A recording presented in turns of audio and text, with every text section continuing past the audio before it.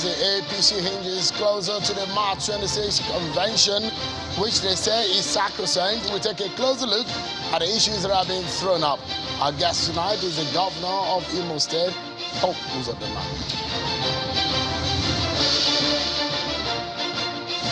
Governors of Rivers and Edo State exchanging open war of words over party control and politics.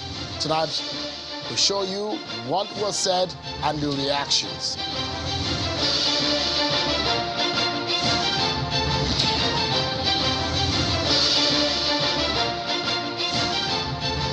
Hello everyone and welcome to the program. This is Politics Today live on Channels Television. I'm Sean Kimbale. Well, it has been some days of heated exchanges and war of words between the governor of Rivers State and the governor of Edo State. Well, let me take you back quickly and give you a full understanding of what has transpired over the last days. You remember that I interviewed the deputy governor of Edo State, Comrade Philip Schreiber, where he was lamenting the situation in the party and something like a threat that he was going to leave the PDP because he was no longer comfortable as the party was not welcoming them as appropriate, considering the treatment they've gotten since moving into the PDP. The governor of Rivers State, Nyesom Wike, has reacted to that statement and saying it as a threat, and that was last week. His reaction is coming to what Deputy Governor Philip Schreiber said on the program. Take a listen to Governor Wike on Deputy Governor Schreiber.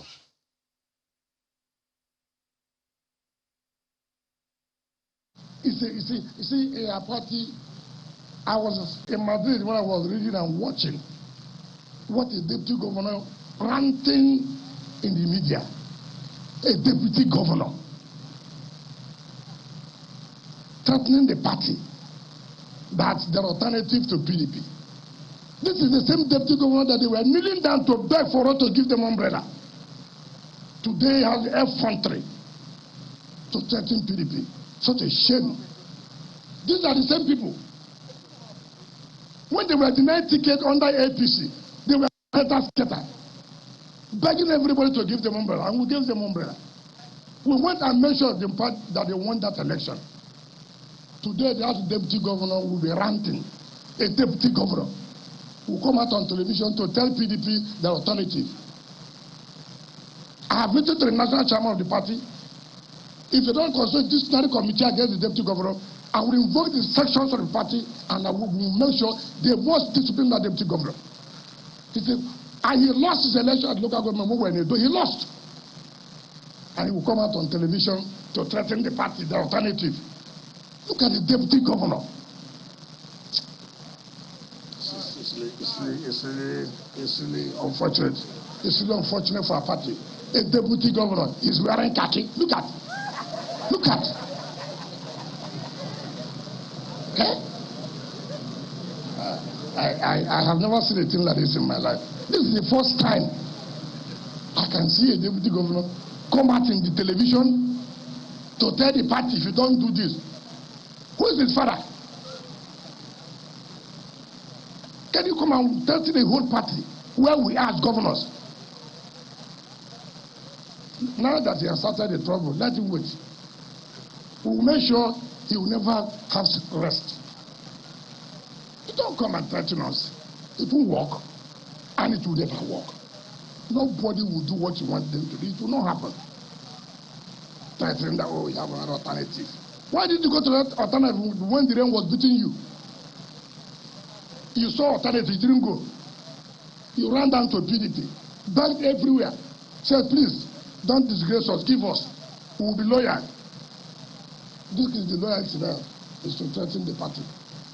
We are waiting for them. Well, that was last week, at some point when Governor Nyesom Wike was reacting to what Deputy Governor Philip Schreiber said on the program last week. Now, today, the governor of Edo State, Governor Godwin Obaseki, has been reacting to the statement by Governor Nyesom Wike. Obviously, defending his deputy, and this is some of the things in part of what Governor Godwin Obaseki had to say in response to Governor Nyesom Wike, which I'm going to read that statement. He says, quote, No one is against his desire to run for president. However, his ambition should not be embarked on in such a way that it would cause disruption at different levels, such as the PDP Governors Forum, as well as different chapters of the party across the country. Governor Obaseki went further to say, it clearly amounts to delusion or grandeur for any one man to nurse the idea that he owns or has more stake in the PDP and everyone should pander to him. We are all equal stakeholders in the party, and an aggregate of the ideas, opinions, and contributions of all leaders and members should form the position of the party and not the view of one individual or select few. He went further to say, Governor Wike and his collaborators, headed by Chief Dan Obi in Edo State, will not succeed in destabilizing the PDP in Edo State as they did other states like the Cross River State, just to secure delegates to actualize his alleged personal ambition to run for president in 2023. While Governor Wike is free to use his resources as he deems fit in pursuit of his ambition, he should not attempt to cow, intimidate, cajole, and threaten others into doing his bidding. Edo State cannot and will not be procured for anyone's personal ambition. That is a statement from Governor Godwin Obaseki. It wasn't long. In fact, I'm not sure it was up to 2 hours before Governor Nyesom Wike reacted to what Governor Godwin Obaseki said. So take a listen to the response of Governor Wike. If you watch and if you ask anybody, if you go and check the DNA of Godwin Obaseki, what you see in that DNA is betrayal, serial betrayal, and ungratefulness. The DNA of Obaseki is what? Betrayal, serial betrayal, and ungratefulness. Let me stand today to apologize to Adams Oshimode, who have been vindicated by telling us that we will see the true color, we will see the insincerity, we will see the ungratefulness of Governor Obaseki. So let me apologize to Adams Oshimole and to say you have been vindicated. You're right. We were wrong. I've never seen people who are so ungrateful in life. I've never seen people who can betray everything in life, never speak the truth. I will never betray any man. Because in my DNA, what is in my DNA is sincerity, consistency, and teamwork. So, I'm not sure this is going to be the end of it, because that segment, perhaps, we need another reaction from Governor Obaseki. Well, it's a war of words, and some of which include some wits there, perhaps some internal wranglings within the PDP. We'll see how that pans out in the end. Well, let's tell you also that the Independent National Electoral Commission, INEC, has published the final list of candidates for the Ekiti governorship election slated for June 18. The list includes 16 governorship candidates vying for the position. The final list is published in INEC state and local government offices in Ekiti State, as well as their website and social media platform for public information as required by law. Well, there you have it. It's some of the names of those who will be in the ring for Ekiti State. Well, quickly, let's show you some other stories that we are following for you. My guest is already in the studio. He's the governor of Imo State, Senator Hope Uzodimma. We'll take a look at your political roundup stories, and we'll come back.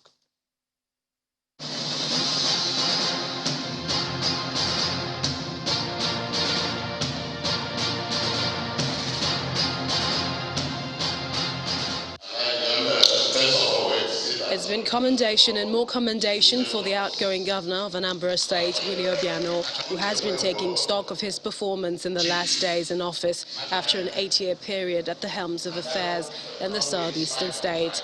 At this meeting with the National Working Committee members of the All Progressives Grand Alliance in his country home, Aguleri, he stated how the party has been able to surmount some of its challenges, including scaling the hurdles of the 58 court cases that threaten the position of the national chairman of the party.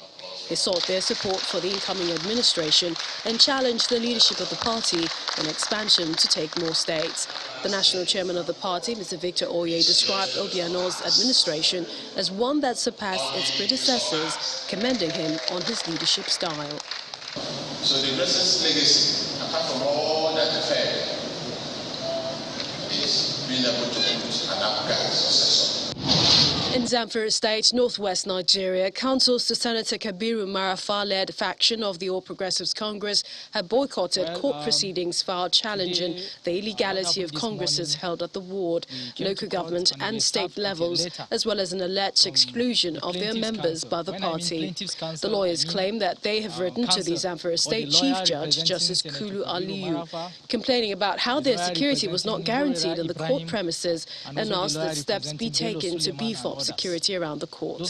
They claim to have boycotted the court to prevent a recurrence of the attacks on them by suspected political thugs within the court premises. Counsel to the All Progressives Congress, Amanzi, while addressing journalists, said the case has been adjourned to the 18th of May 2022. Members of the ruling All Progressives Congress in Ebonyi State have been throwing their weight behind the embattled state governor, Engineer Dave Umahi. Some of the party men and women hit the streets of Afikpo North local government area of the state, chanting songs in solidarity with Governor Umahi. We are highly and solidly in support of Dave Umahi. They said Dave Umahi remains governor of Ebonyi State in line with the Constitution of the Federal Republic of Nigeria and the judgment of the High Court in Abakaliki. And the chairman of the All Progressives Congress in Lagos State has asked members of the state's executive to see their position as a call to service. That call came during the swearing-in ceremony of the 37 member state executives in Ikeja, the state capital. The ESCOs are sworn in a week after the acting national chairman of the Caretaker Extraordinary Convention Planning Committee swore in 35 state chairmen in Abuja. Some of the new executive members promised to bring in their ingenuity in running the affairs of the party. They also promised to make it an all-inclusive administration.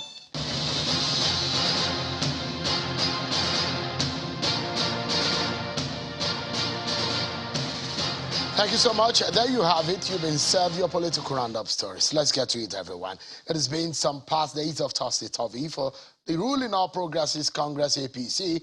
President Buhari has since warned over the reactions and statements from stakeholders. But with legal issues thrown up, what is the hope of the convention, and wherein does their hope lie, considering the recent legal issues that have been thrown up? Court orders here and there. Is the 26th of March is sacrosanct for the conduct of the convention that has been slated to hold at the Eagle Square in Abuja. Tonight, I'm being joined by a businessman turned politician who, on the 29th of May 2011, Uzodimma was sworn in as a senator representing Imo State West Senatorial District. He was re-elected for a second term in the Senate during the 2015 election. In 2018, he left the People's Democratic Party and joined the ruling All Progressives Congress APC in order to contest for governor of Imo State in the 2019 general elections. On the 15th of January 2020, he was sworn in as the governor of Imo State. Tonight, Senator Hope Uzodimma is my guest on the program. Thank you so much, Your Excellency, for joining us tonight. Thank you. Let's begin the conversation around Imo State, because all politics, they say, is local, and I'll bring you to the national level. First and foremost, you were one person that was not given a level of chance. You were not given a chance by your critics when you came into office, considering the circumstance which led to your assumption of office. But if you look at it, from what has happened, would you say you have disappointed your critics? Would you say you have done anything in Imo State to disappoint your critics who never gave you a chance? Well, thank you very much and for the opportunity to be your guest in this program today. Well, you know, I cannot be my own personal assessor, but within the limits of what I can say as an individual, I know that the answer to the question is very straight. If you know how Imo State, the state of Imo State, in terms of infrastructure, in terms of security of lives and property, the confidence of the citizenry between them and government, you will agree with me that the story has changed. Today in Imo State, government is respected. Today in Imo State, the public confidence has been restored. Today in Imo State, a lot of activities, particularly the basic social infrastructure that enables good livelihood in the state. Roads are being constructed, industries are being rehabilitated, the education system is being rebuilt, the medical hospitals are being rebuilt and renovated. We've restored order in the state. And to be very honest, those people in the category of what you just said, who never believed that something will change, who made all types of the negative statements, they are coming back and saying, oh, welcome. We never believed it would be this way. So there is wisdom in the question, because the politics of today, particularly where I come from, when people don't like you, they go out to all lengths. They say all sorts of things. They blackmail, propaganda, all sorts of things to ensure that you are not allowed to showcase your capacity. But to the glory of God, today I'm there, and my people, I'm convinced that every reasonable mind in Imo State is happy with my outing. You've not quite spent 2 years in office. You spent a year and some months. And one will say that you have perhaps seen security challenges more than most governors will see in this part of the region of the country. There's a huge level of insecurity in Imo State since you got into office. And some people, I mean, you had said that it was largely political. So, but in the past days, since things seem to have simmered in terms of the attacks and the crime rate and the issues of insecurity that we have seen, what was responsible? Was it President Buhari's help that you came to Abuja at some time to seek for his help? Or what exactly was responsible? Well, what I can tell you is that in every profession, in every career, you are bound to have challenges. When I came in as a governor of Imo State, and we started, to the glory of God, we started with little or nothing in terms of resources, and knowing fully well the state of the state before our campaigns. We knew the things that made sense to the people that were absent. And we took our vision document and religiously started its implementation. Because of the limited resources at our disposal, we adopted a segmented approach. We reprioritized our program. First, we have to make the Imo State accessible. We started with the road infrastructure. We want to recover industries so that we can create jobs for our teeming young men and women. And then we went into the health sector simultaneously. As if it was a joke, COVID-19 came in, almost compounded our medical program proposed during our campaign. So we also have to tackle that. So we've been addressing all the shortcomings, all the problems and needs of our people. Today, a lot has happened. Even the doubting Thomases will agree with me that a lot has happened. But I was talking in respect of security, which was a major problem. Yeah, you had said that it was political. I'm getting there. Is it still political? I'm getting did there. You resolve it politically? No, or how did I'm getting there now. I'm getting there. This performance attracted envy. So it changed the character of political opposition in the state. Now those political opponents who were very desperate decided to create what they consider distraction. So the insecurity in Imo State, I said times without number, is politically contrived. And those behind it, they know themselves. We are doing our best as a government, working with security agencies to bring them to book. At the same time, we are engaging community leaders, traditional rulers, town union presidents, so that every community now will rise up to secure its environment. And you can see the outcome is that today the insecurity is nosediving, and there is relative peace in the state. So, and I think and do believe that God's on our side, that peace will be completely restored in Imo State. Alongside what you're doing, Is it on your mind to reconcile these differences? Those whom you think they are your critics, or those who you think they are against your programs? I mean, they're all citizens of Imo State, isn't it? Are you willing to reconcile I with them? have said times without number, publicly invited all my brothers and sisters, political leaders, business leaders, who for whatever reason, knowingly or unknowingly, I have offended, to come back and not take anything personal, but look at the larger interests of our people, the interests of Imo State, the development of our state, the interests of our young men and women. This is the only branch that you're extending to them? Continuously. I do quarterly stakeholders meeting since I assumed office as the governor of Imo State. The purpose of the quarterly stakeholders meeting is to create a platform for stakeholders to come air their views, express their disappointments, or give their recommendations, areas we have done well. So collectively, we can lead the state. Is this olive branch extended to someone like Senator Rochas Okorocha? Of course.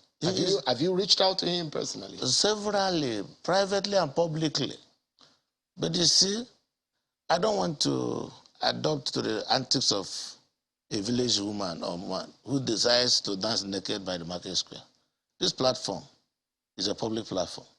But I know that I have invited every stakeholder publicly. I have invited stakeholders privately. Have you met with Senator Okorocha privately? I have done the sixth, of course. Of course, we've met. Okorocha is my brother, by the way. You have to know that the seat where he is occupying now is the seat I left in the Senate. So I have nothing personal. All I'm asking that, even if I've done anything that is not, that has not gone down very well to him or anybody, forgive and forget all this. Come, let us develop the state. And Shehu, by the time all of us come together to work for our people, I'm sure we'll be better off. What about those confiscated properties of his?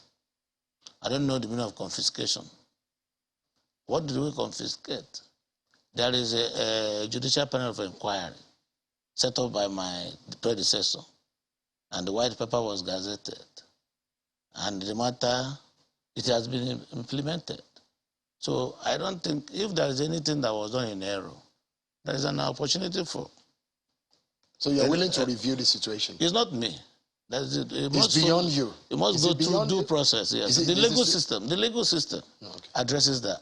But basically, you are reaching out to everyone? Of course, yes. Both on the other side, in the PDP, or within the Everybody, after elections, we play down party and play up the interest of the people. What response are you getting from your opposition? Of many people. Don't you see the last stakeholders engagement?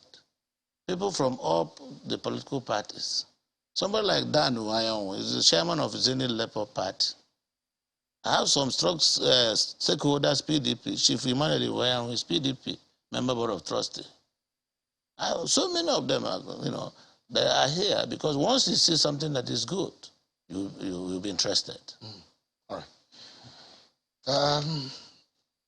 You said that you have mega resources. This perhaps is my last question on Imo. But Imo is an oil-producing state. In terms of revenue, it gets more than many states. In fact, you are the envy of some of the states in the southeast. But the question is that how do you justify within the last almost 2 years of your being in office in Imo State that those resources are being utilized appropriately and effectively for the people of Imo State? Well, sometimes it's not the office, it's the occupant. The discipline in you, what you want to achieve, your vision for your people, will go a long way in guiding how the resources will be deployed. I think that if we are very prudent, you will get maximum value from every dime, every kobo you throw into the system. So Imo is not the only oil-producing state in the southeast. Abia is oil-producing state. Imo also did not start being oil-producing state by the year 2020 when I became the governor. Imo has always been there as old as the 13% derivation, 1999 Constitution as amended. So it depends on what you want to achieve. Do you want to make name? Do you want to get the heart of the people? Do you want to protect the people? Do you want to work with the people? So that your work will speak for you. So that is the difference between a practical politician whose interest is the interest of the people. So I will not go into deep discussion on whether I am more prudent than the former but what have governors. you been able to utilize what those I have funds? been able to achieve. What would you say? If you say they count three top things that you have done, what would those be? If you look at Owerri to Olu, it's a federal road. We spent very close to 35 billion.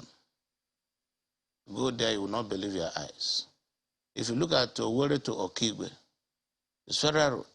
It's 59 kilometer road too, while that of Olu is 35 kilometers. If you won't believe what we have done, never in the history of the state, since after the Sam Bakwe, the governor of Imo, the old Imo State, never in the history of Imo State have we gotten that quality of job done. But this we've been able to do within the last 2 years. Look at the Imo University Teaching Hospital.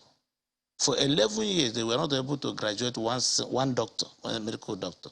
So students were there for 11 years. They were not able to graduate because of lack of accreditation. When I came into office, I asked for the punch list. I closed all the open items. Today, we have graduated 3 sets of medical doctors. In that sense, within the last 2 years. So there are so many, count on and on and on and on. All right. So let's leave Imo for a moment and take you to, you are a leader of the APC in the Southeast, and I'd like you to look at what President Buhari said just a few days ago when things got heated. By the way, let me start by asking, is that March 26th sacrosanct for the convention of your party? By the way, I'm one of the leaders of APC in Imo State. So I don't go fighting with anybody else's leadership. There are so many leaders in Imo State. But you know the leader of our party is President Muhammad Buhari. And you know him. He's a committed patriot. He's a gentleman and a man of high integrity. And I can tell you that the convention of March 26, we are all committed to it. And we want that convention to come and go so that we can do other things. All stakeholders, all the leaders of our great party are committed to having that convention come through March 26. And by the grace of God, I am certain that that convention will hold. I mean, you've been reported to be one of the governors on the other side. And if you look at what some of the comments of your fellow governors, they describe some of the governors as Yahoo governors. Who are the Yahoo governors anyways? Well, I'm a party man, and I'm a very experienced politician, having come from the time of MPN to date. There are certain mistakes I cannot afford to make. As far as the popular word we know in politics about political parties is the supremacy of every political party over its membership. So the party is supreme. I don't even want to believe that somebody will just wake up and tell you we have other side. Well, we don't have any two sides.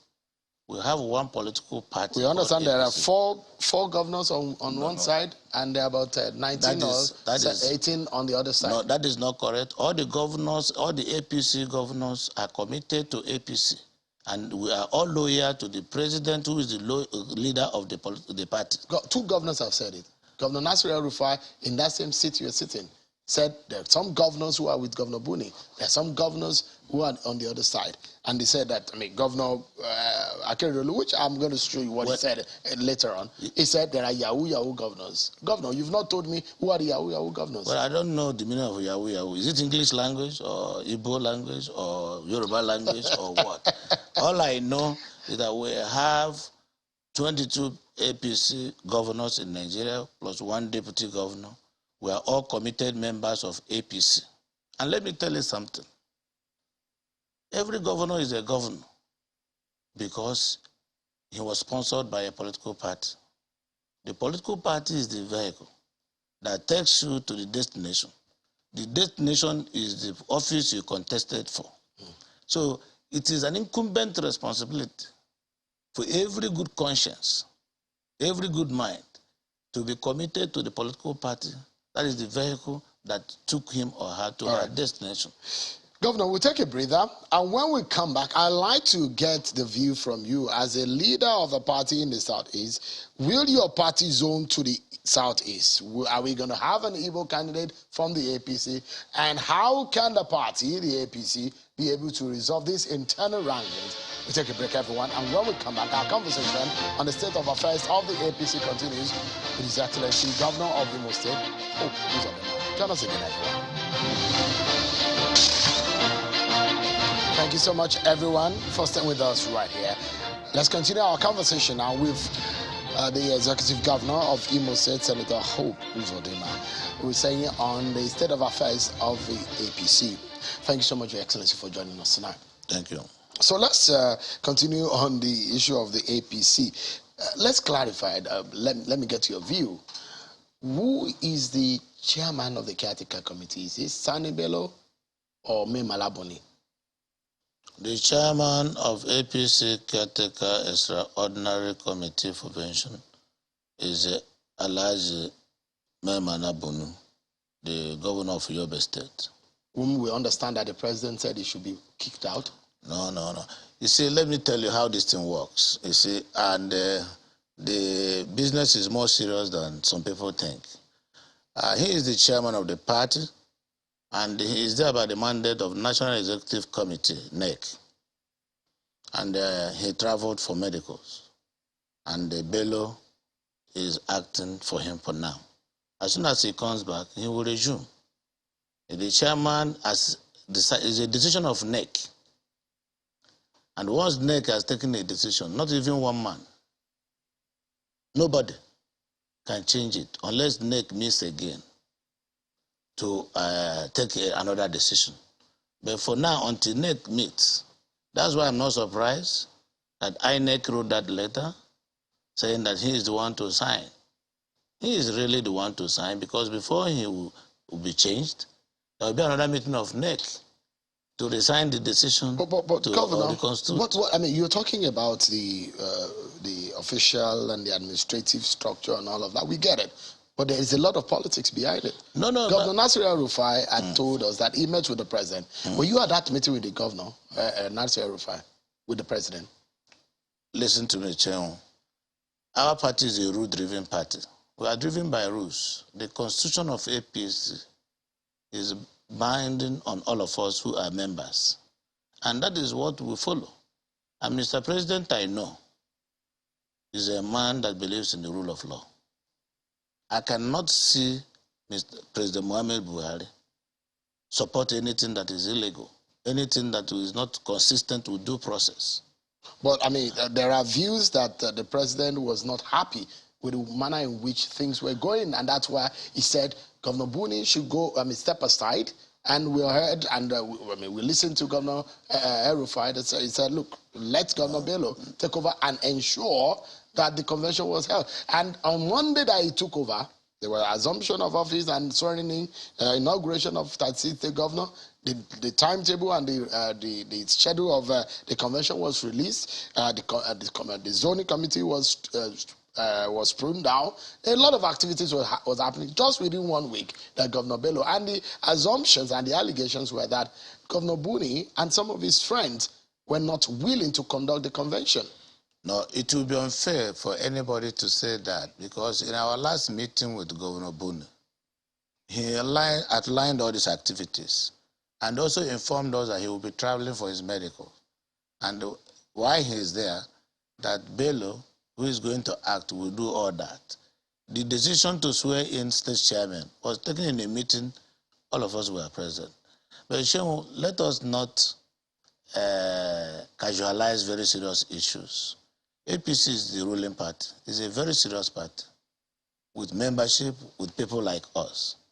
I can tell you that all the things that are going on now at the party secretariat are going on with the knowledge of Mayor Malabuna.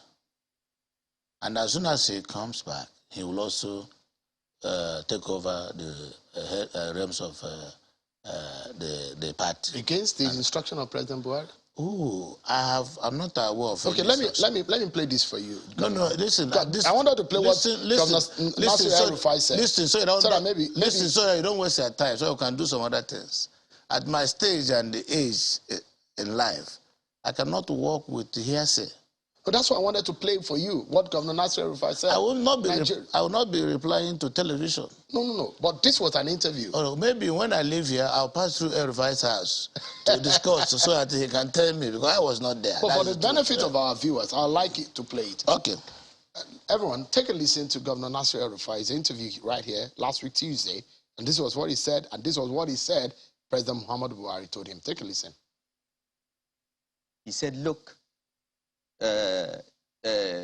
Governor Abu Sani Bello must take over on Monday. That was what the president said. Yes, he said he must take over, and we should use whatever legal means necessary to make sure that this convention is delivered. That was the president's order. It was the president's order to us as governors. He said, I'm relying on you to do what is necessary, legally necessary, vacate this order.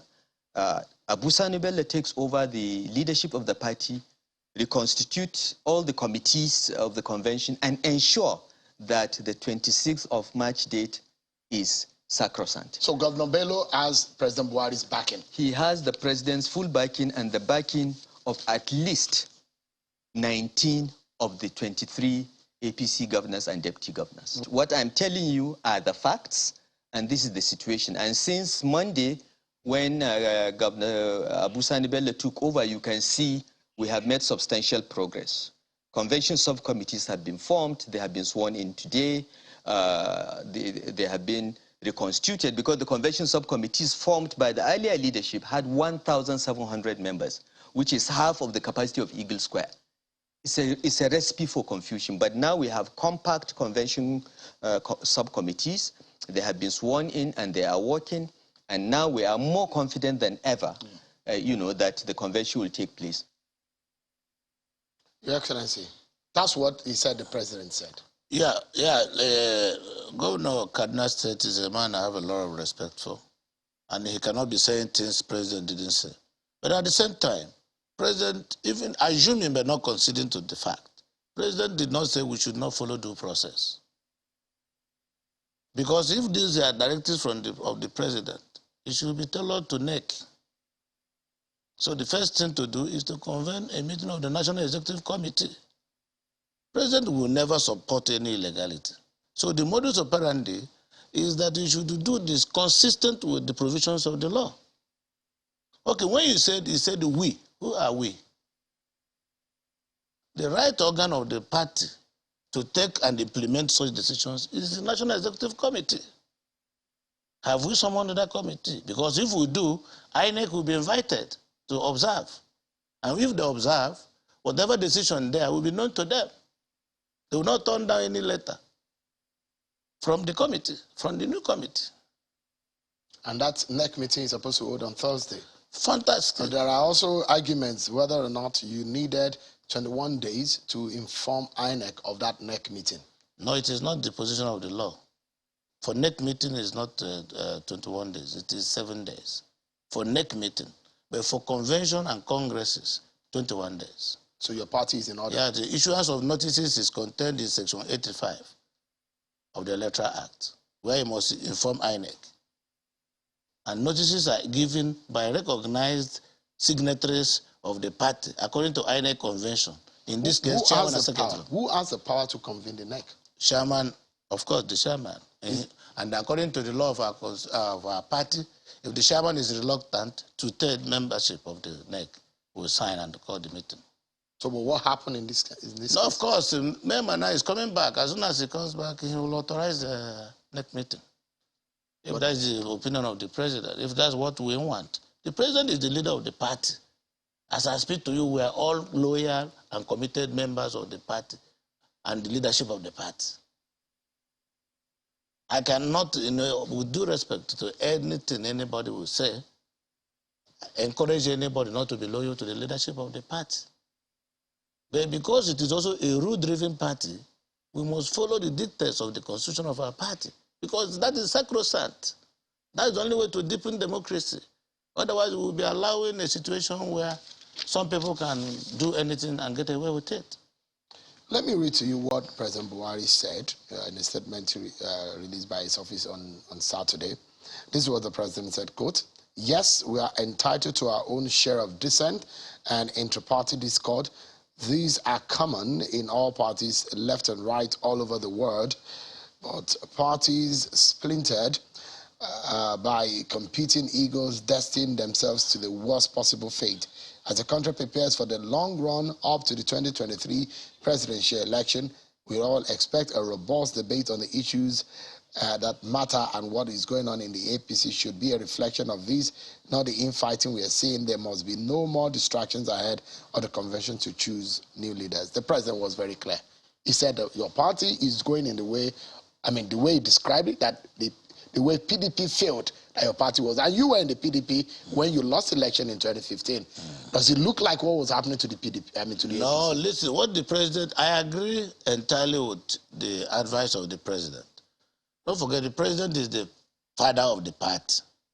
And here is a very large family. And when you have a very large family, of course, we will always disagree. But maybe we disagree to now agree. And such a large family, PDP has a membership strength of over 50-something million people. And to build consensus is not easy. You must get the buy-in of the majority of the membership. And people will always want to reason differently.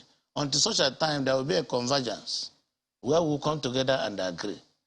So when we are disagreeing, and now the father comes and says, "Hey, you guys should stop," we have to stop. We don't have a choice for the interest of the party. Even when, because the interventions now, some people are questioning. We are hearing on one hand that there is some kind of preference of president for the national chairmanship seat of the party. That again are people who are not experienced. Whether president has preference or not, due process must be followed. The president cannot come out and say, "This is the chairman, this is the secretary, this is that." No. But we understand that by convention that your party has always gone with consensus and agreed with what the leader of the party has. There you are. This is a party that is known for consensus. Starting from the first chairman of the party, Bisa Konde, consensus chairman. Up to His Excellency Oyegu, consensus chairman. Up to Comrade Adams Oshimole, consensus chairman. So it is a party, it is already a tradition. So there is nothing wrong tomorrow on 26th if it comes out with a consensus. But the constitution of the party itself allows for 3 modes, either through direct primaries, indirect primaries, or through consensus, to be able to create the executives. So there's nothing wrong in it. But you see, when things like this are happening, it makes me believe that our party is growing day by day. Because if we now, it is only in the church, you will go, and when the pastor is preaching, nobody challenges him. The political party is different. A political party is you say your own, I will say my own. And the other person will also say his or her own. And there you are, until such a time we will agree on where to go, and we'll go there. So you are saying authoritatively tonight that Governor Buni is coming back to take his seat? Of course, we are going to have change of leadership, statutorily speaking, legally speaking, on 26th of March, when the convention will produce new executives. In any event, the committee Buni is chairing, their task is to go and organize the convention. And the convention is being organized. And we are talking of between today and the 26th of March. How many days? It's just about, how many days left now? We're on the 14th. So what sense does it make? 12 days. Yes, you understand. So this is what we are saying. I don't think that we should allow external forces to put confusion into our party. Is it external forces or internal forces? Because what is driven by ambition? That's what they said the problem is. You know, it is people. If you have an ambition, it's an ordinary desire. People must be able to know how to separate the difference between their desires from what they can achieve. And if you are driven blindly by your desire, you are bound to have accidents. Because you must be realistic. You must pursue your desire according to rules. Particularly in a case where we're talking of democracy and election. Yes, I may want to get something, but the capacity or ability to get that, the possibility of that being gotten is also very important. So it's true that some governors want to be vice president or president? There's nothing wrong with that. But you must also not be blind about it. Is it true that your friend, Governor Buni, wants to be VP? I don't know about that. He has never told me. He's my friend, quite all right, but he has never told me. And I don't think so. Even if what we are talking about now is how to elect officers of the party. We have not gotten to a stage where we will talk who will be president and who will be vice president. And in this business of politics, one day can be eternity. 1 hour can change a lot of things. So whatever you plan today, you think that is possible, in the next hour, may not be possible anymore. If you look at what, I mean, you understand the PDP very well. One would say that you probably started in this Fourth Republic, your political career with the PDP. You know the PDP very well. With what is happening with the PDP, because a lot of criticism have come on your party, that once President Buhari is done with his office, your party was done. That was the criticism. And if you look at the way PDP is going, it does look that every move your party makes, they counter it with a counteraction or a counter-reaction on whatever they do. What is the strength that your party will be riding on in sustenance of, I mean, all the criticism that people said that once President Buhari is gone, your party could... No, as an experienced politician, there is no political party you float now that members of that party wouldn't have been members of parties that probably are defunct or are now weak. From the First Republic to today, if you look at that PDP, most people that are members of PDP today were probably SDP, MPN, MPP. In this party called APC today, too, members of the APC today, like us now, some of us came from PDP. Some came from, we are in MPN. Some were in SDP. Some were in NRC. So there is no party you float tomorrow, as long as it's a new party, that you import human beings from outside the country to be members. It is about the current ideology. Today, whether you like it or not, the party to beat is APC.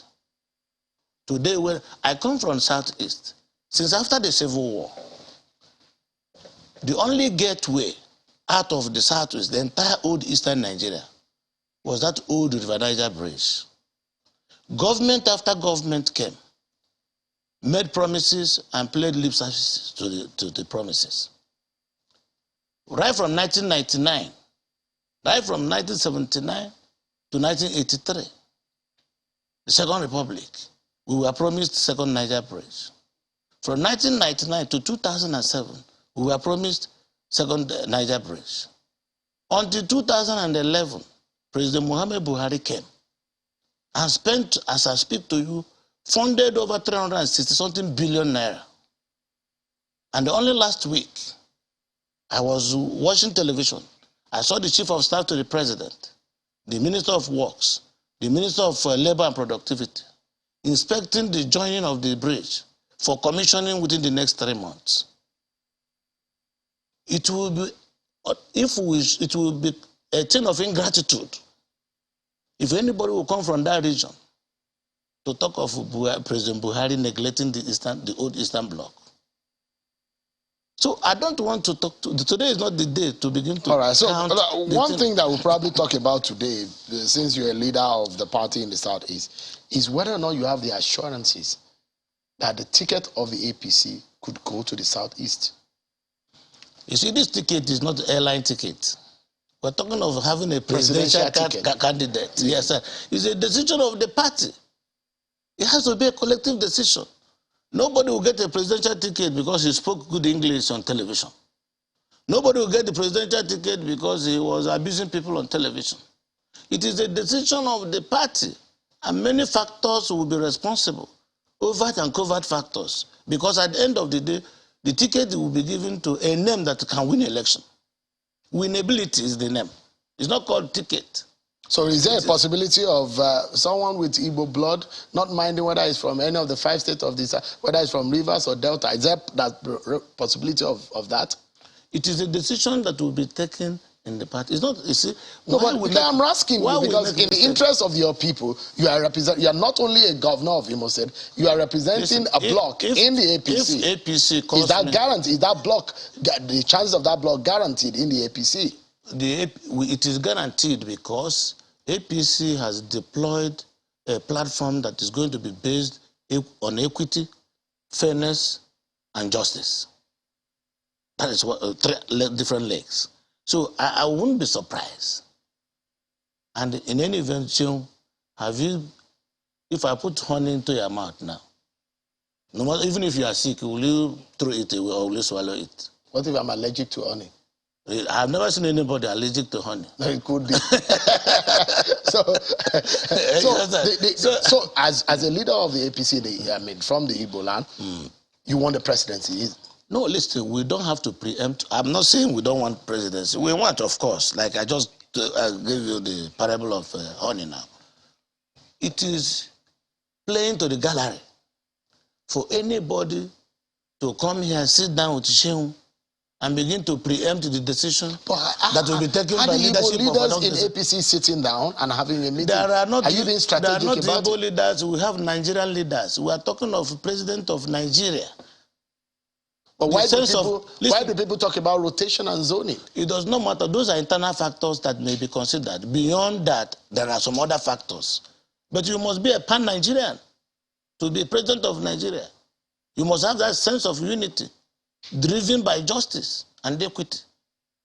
You must be a pan-Nigerian. You must believe in Nigeria to want to be a president of Nigeria. But it does look like your party has zoned to the south. Has it? We have not zoned anything. What we have zoned are offices to the management of our political party. And when we get to the bridge, we'll cross it. On a final note, just in about 30 seconds, should the PDP bring up an Atiku or a Tambuwal or a Wike, can your party withstand this kind of heavyweights? There's nobody PDP will bring that the APC will not beat. The truth of the matter is that they were in office for 16 years. And what happened? Compare that 16 years. Compare it with the 7 years plus that APC has been in power. Let me tell you, if there is anything, I'm a deductive analyst. If there is anything that has driven me to stick to APC, it's because of the consistency and the integrity of the driver of that vehicle, President Muhammad Buhari. He is sincere, he means well for Nigeria, and he is honest. Let somebody point anywhere the man did one corrupt practice or the other. That day, let somebody show me. But people will ask, would that amount to money in their pocket? Are the few queues that are refusing to go? And the issue of the dollar exchange rate and all of that? These are the big questions that people will ask at the campaign. Yes, they will ask. A good man, but the question is that what your party promised as Nigerians seeing those things? No, it is a promise. It's not, even as Christians, we go to church. We need that to pray every day to God. All the prayers we make, God doesn't answer all of them at the same time. For the fact that some has not been done today, does not mean it will not be done tomorrow. So all I'm saying is that the circumstances of this time, all over the world, the insecurity, the terrorism, the insurgency, from 2011 till date, Nigeria has never witnessed 2015 till date. Nigeria has never witnessed this level of insecurity, political antagonism, hostility, and the instigations. We need to go now, Governor. But I must sincerely thank you, Executive Governor of Imo State, Senator Hope Uzodimma, for being our guest tonight. Thank you so much for coming. Thank you. Thank you. Well, that was our show for tonight, everyone. Many thanks for watching. I'm sure Kimale. Bye for now.